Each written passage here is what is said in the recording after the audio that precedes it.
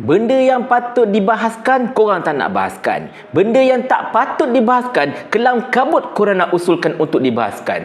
Inilah kerajaan yang paling kelakar di seantero dunia. Kita intro dulu.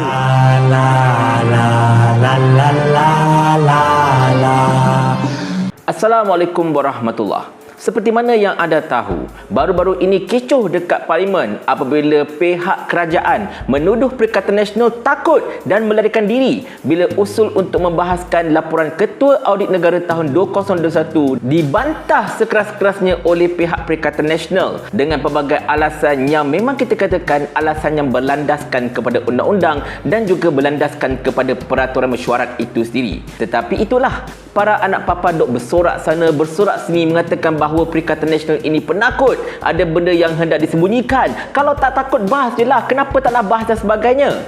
Padahal kita dah terangkan banyak kali, laporan Ketua Audit Negara ini tak pernah dibahaskan sama sekali dekat Parlimen daripada dulu sampai sekarang. Dan laporan Ketua Audit ini telah pun dibentangkan di hadapan Yang di-Pertuan Agong, telah mendapat perkenan Yang di-Pertuan Agong dan juga telah dibentangkan kepada ahli-ahli Parlimen. Tak perlu lagi nak bahas. Kalau perlu pun ada penelitian, itu adalah tugas jawatan kuasa kira-kira wang negara ataupun PAC. Kita dijelaskan dah berdasarkan kepada Perlembagaan Persekutuan, berdasarkan kepada peraturan mesyuarat dan macam-macam lagi. Tapi mereka tak nak dengar. Mereka tetap menggunakan naratif Perikatan Nasional takut dan sebagainya.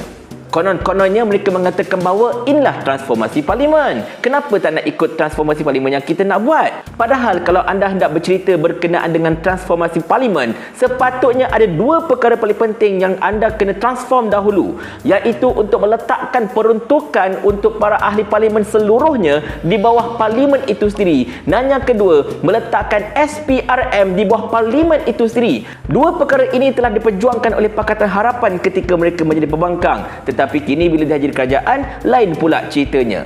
Tetapi dalam pada mereka menuduh Perikatan Nasional itu penakut, tak nak bahaskan tentang laporan Ketua Audit Negara 2021 itu, hari ini terdedah satu ketakutan oleh kerajaan Pakatan Harapan Barisan Nasional itu sendiri.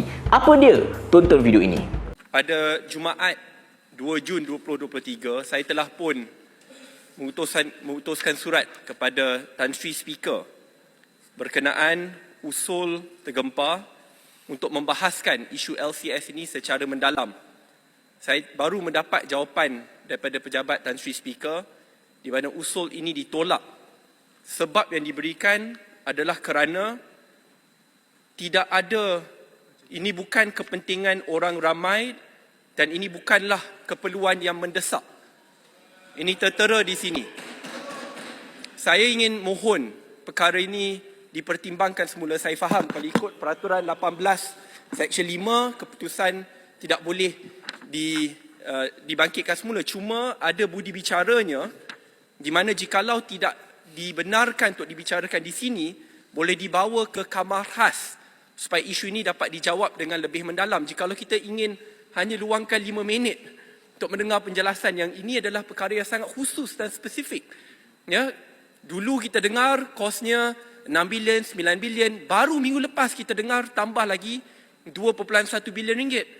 Pada masa yang sama, jikalau ini bukanlah perkara yang mendesak, tetapi kerap dibincangkan daripada sebelum pilihan raya, semasa pilihan raya, selepas pilihan raya, tidak ada pendakwaan tambahan, wang berbilion ringgit telah dibelanjakan, satu kapal pun belum sampai, ya, dan sekarang jumlah kapal pun telah dikurangkan.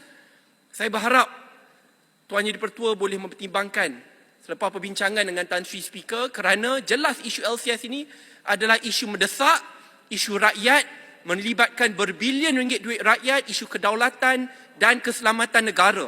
Keadilan tidak pilih bulu, tidak kira dalam kerajaan ataupun pembangkang. Nampak tak dekat situ tuan-tuan dan puan-puan sekalian? Laporan berkenaan dengan skandal LCS, benda yang sangat penting, sangat besar, melibatkan pertahanan negara, melibatkan kedaulatan negara, benda yang lebih patut untuk dibahaskan dekat Parlimen. Tiba-tiba usul tersebut telah ditolak mentah-mentah oleh Speaker Dewan atas alasan ini tidak melibatkan kepentingan rakyat.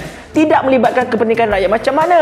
Kapal-kapal perang itu berkaitan dengan pertahanan negara, menggunakan duit rakyat. Jadi Jadi LCS ini memang ada kaitan dengan kepentingan rakyat, kepentingan negara ini sendiri. Macam mana pula pihak speaker boleh mengatakan bahawa usul ini tidak membawa kepada kepentingan rakyat dan sebagainya. Itu satu alasan yang begitu dangkal, begitu longgar dan sangat-sangat menjengkelkan, sangat-sangat mengecewakan. Dan di sini kita nak tanya kepada Kerajaan Pakatan Harapan Barisan Nasional ini, kalau anda begitu berkeras untuk membahaskan laporan Ketua Audit Negara yang tidak patut dibahaskan itu pun, kenapa anda takut dan pengecut untuk membahaskan tentang skandal LCS? Sedangkan sebelum PRU dulu, anda bersungguh-sungguh mengatakan bahawa jikalau anda menjadi kerajaan, anda akan buka kembali siasatan LCS, anda akan pastikan mereka yang terlibat dengan skandal ini dihadapkan ke muka pengadilan dan segala ketirisan ini akan dibongkarkan sehabis-habisnya. Mana pergi janji-janji anda itu? Mana pergi transformasi, reformasi yang anda janjikan itu? Ataupun sebenarnya sapu di bawah karpet semata-mata untuk melindungi kepentingan pihak-pihak tertentu? Wallahu a'lam bisawab. Tetapi jangan tuduh Perikatan Nasional takut untuk membahaskan perkara yang tak patut dibahaskan, sedangkan anda sendiri merupakan pengecut tidak mahu untuk membahaskan perkara yang lebih penting untuk dibahaskan pada ketika ini. Don't play-play. Kerajaan ni kerajaan kami. Jadi ikut suka kami lah. Paling kurang aku ada formula. Ni kau ada menteri berlambat-lambat ni, satu formula pun tak ada. Otak letak dekat mana? Saya ulang. Sampai Abang Jamil mampus.